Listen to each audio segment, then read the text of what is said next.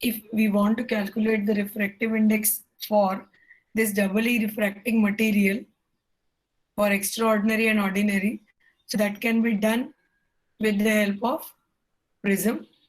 So here this is your prism for which the angle of prism is over here A, and if the angle is made up of some material which is doubly refracting, then when you have one incident ray, that would be split up into two. So one will be extraordinary, one will be ordinary. Here the vertical lines that you are seeing are actually the optic axis. So optic axis is perpendicular to edge. So this, the vertical edge which is perpendicular to the plane of the screen, and we have optic axis which is parallel to the plane of the screen. This is obviously uniaxial crystal. So when unpolarized light is entering into this kind of prism, it will split up into two constituent rays. One will be extraordinary, another will be ordinary. And here what we need to remember is that both of the lights will be plane polarized.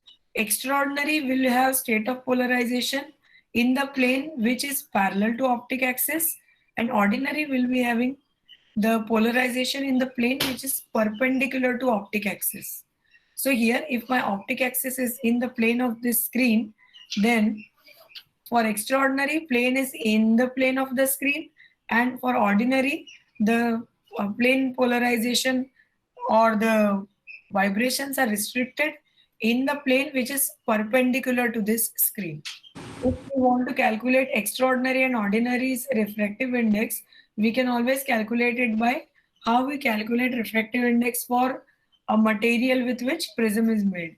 So sine of A plus delta ME, that is the minimum deviation for extraordinary.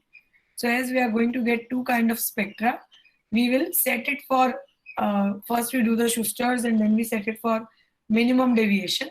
So when it is done for extraordinary, you will get refractive index for extraordinary for every wavelength of light. So here for each color, if you have a polychromatic source, for each color N of E will be different for that material, and similarly for the other spectra, which is because of the ordinary ray, you will get all kind of refractive indices depending upon the wavelength of light. If it is only monochromatic, like for if you consider the sodium source, prism is not capable of resolving the two closely spaced sodium doublet. So we only see one kind of ray.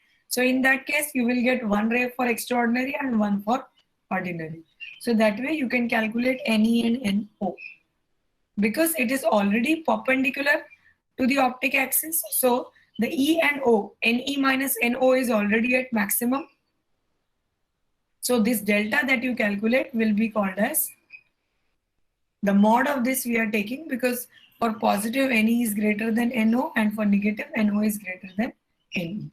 This particular quantity we called as birefringence of light. So if I have a material which is not capable of creating double refraction, in that case there is no scope of NE and NO. Both are same, so this delta is 0, which is like our normal glass. So either you say birefringence or double refraction, it's the same thing.